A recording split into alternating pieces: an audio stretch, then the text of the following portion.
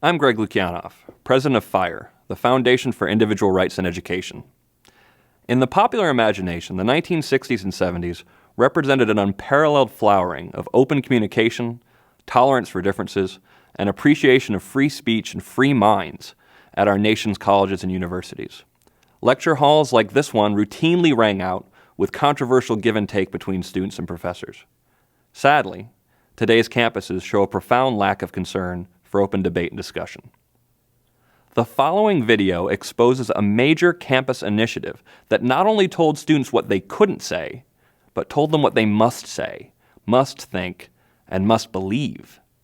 Rather than respecting their students' individuality, this program at the University of Delaware sought to replace a healthy diversity of opinion with dreary enforced conformity.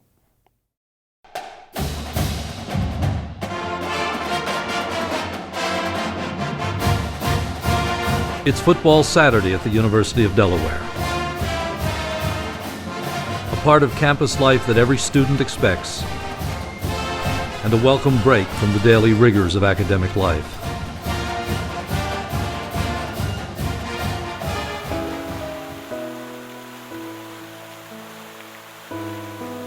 In an idyllic setting of red brick Georgian architecture dating back to its founding in 1743, Delaware is a highly sought-after school.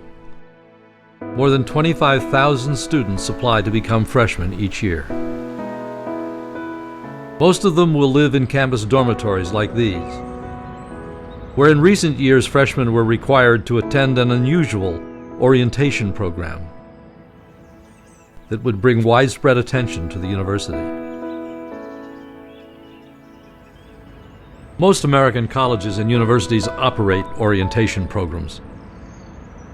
They're led by paid residence advisors, who are themselves students. But here at Delaware, two campus administrators, Kathleen Kerr and James Tweedy, headed a residence life program designed not to orient, but to indoctrinate. The results for the university and its trustees would be embarrassing. One of the more ridiculous programs that we were made to participate in was we were gathered in a circle around a large bowl of marshmallows, and a series of statements were read off. And if you have ever been afraid to show affection for your significant other in public, if you've ever been afraid to walk through a dark alley at night, and if any of these statements applied to you, you would take a marshmallow and you would place it inside your mouth and you would hold it there. And anytime the statement applied, you'd take another marshmallow. But these statements were targeted towards women, to gays, to minorities, such that by the end of the evening, if you were a white male, you didn't have any marshmallows in your mouth. But if you were, say, an African American female, you had marshmallows in your mouth. And then we were told to speak to each other, and her voice would be muffled because of all these all the oppressions, yeah, symbolized in these, tasty little marshmallows that she was holding inside her cheek. Delaware's residence life administrators developed a program that covered a variety of topical issues. There was special emphasis on race and race relations. It was all contained in a 4-inch thick handbook. To drive these ideas home, students were required to participate in role-playing activities, and any racist or sexist speech was to be treated with the same urgency as a fire, rape, or a suicide attempt. In time, word spread about what was going on in the dormitories. Jan Blitz and Linda Gottfriedson are professors of long standing in the freshman honors program at the university. They care about their students and are accessible to them. Professor Gottfriedson teaches a variety of courses to freshman honor students, including Intelligence in Everyday Life. Professor Blitz has taught in the freshman honors program since its inception. He is a noted Shakespearean scholar. The stated goals of the program were to change the students' attitudes, beliefs, actions, opinions on a whole range of social and political questions. Students began to talk about it, and I just couldn't believe the stories. They were really in the business of trying to turn students, turn them in a certain political direction. So we followed up, and parents also had complained, as it turned out, to FIRE, Foundation for Individual Rights in Education. The Foundation's core mission is to defend and sustain individual rights. such as freedom of speech at America's colleges and universities, and to educate the public when threats to these rights appear. FIRE was initially contacted by a parent of a student at Delaware who informed us that they were having these sessions, these orientation sessions. The student in question is a white male, and he was being taught through some awful stereotypes and activities that promoted those stereotypes that he was a racist oppressor. What made it particularly suspicious was that materials were handed out to students that they weren't allowed to keep. The Res Life officials demanded that all of these documents be handed back. Students came to me. I am known on campus as someone who will help students when they run into political correctness problems. I've helped students in the past. And I said something to my class, and sure enough, students started telling me what I thought were wildly exaggerated stories. 3 of the many students who were puzzled and concerned by the Residence Life program are Bill Rivers, Alicia Kozer, and Kelsey Lannon. Bill experienced the program as a first-year honors student. Kelsey was a first-year student in the honors dorm. Alicia was a residence assistant for 2 years. The first exercise we had to do, we had to put these big posters, big white posters, up all around the room. There were 13 of them. One was for African American, one was for gay people, one was for, Hispanics, fat people. And people had to go around the room and write the first word that came to their mind. Like whenever they got to Hispanics, they would write like poor, lazy, milking the government. And everyone was laughing. The kid who was sitting next to me actually identifies as being Hispanic. So I was sitting there writing these terrible things about Hispanic people on there.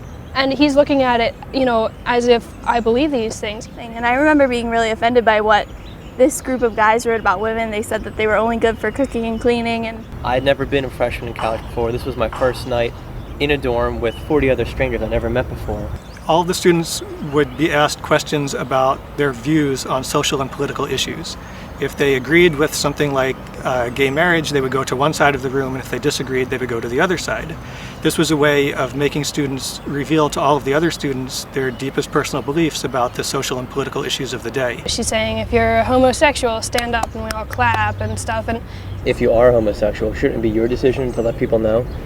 I felt like I was pressured into facilitating a lot of programs and things that I didn't really feel comfortable doing. They called out the category Pacific Islander, and no one stood up because there didn't happen to be anyone who was a South Pacific Islander there. Mm-hmm. Well, we're going to clap and recognize this group anyway. I think that what racism is thinking about race when you see someone. And that's what they made us think about, was race when we saw someone. They tried to get rid of racism and stuff, but they just made it worse than it was in the first place. I'd had Professor Blitz spring semester freshman year. And so sophomore year, he and I had kept up, and I would go to visit him in his office. And I went up and I mentioned something of this to him, and I brought it up, and he wanted to know more.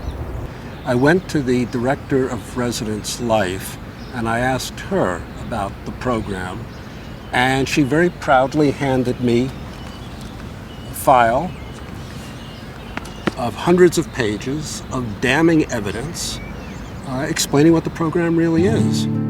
The Residence Life Handbook was a curriculum guide.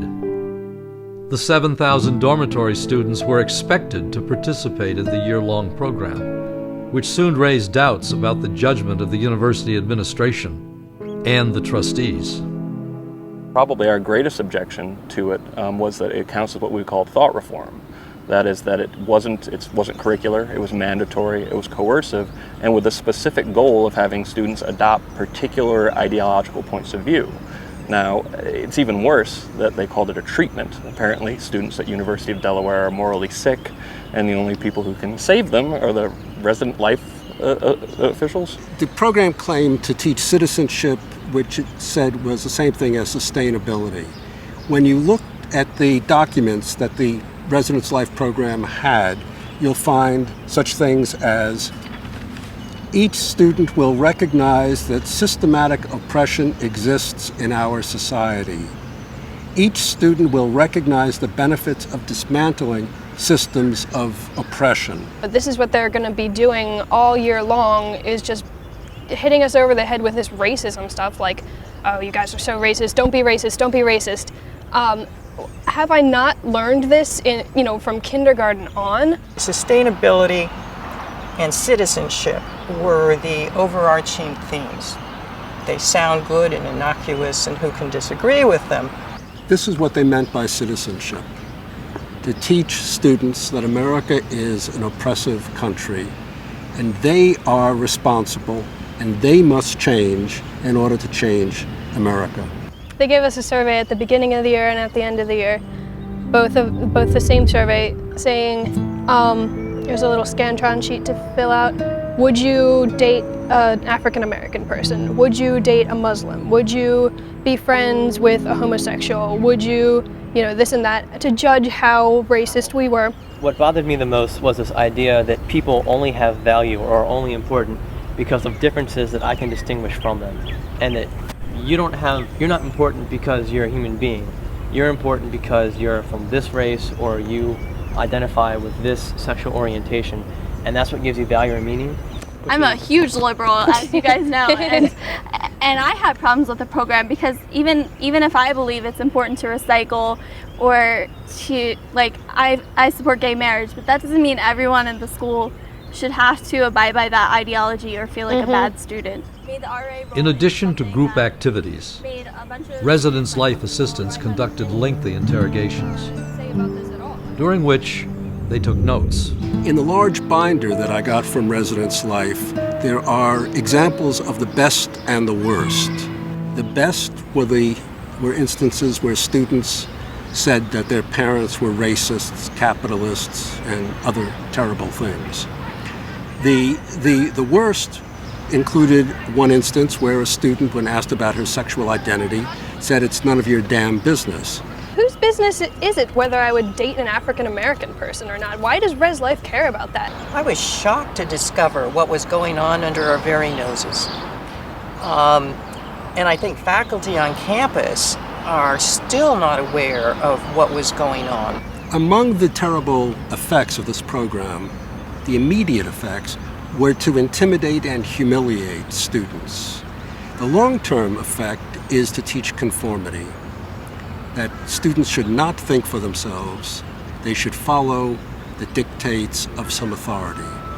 Now, there are so many different objections to this program, and what I explain is that as bad as it is to tell people what they can't say, it's worse to tell people in a free society what they must say, but worse still, and downright totalitarian, to make citizens in a free society, particularly students, tell them what they must think or believe.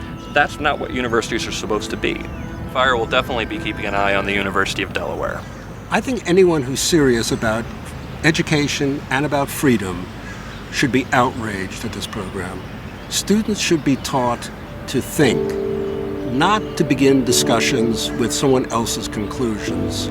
That was common in this program. America is an oppressive society. That's the premise. The question that we're to discuss today, how can we get rid of that? That is not a real discussion. Students should ponder what the real issues are and come to their own conclusions. They should debate freely and not feel constrained. That's education, and it's also freedom.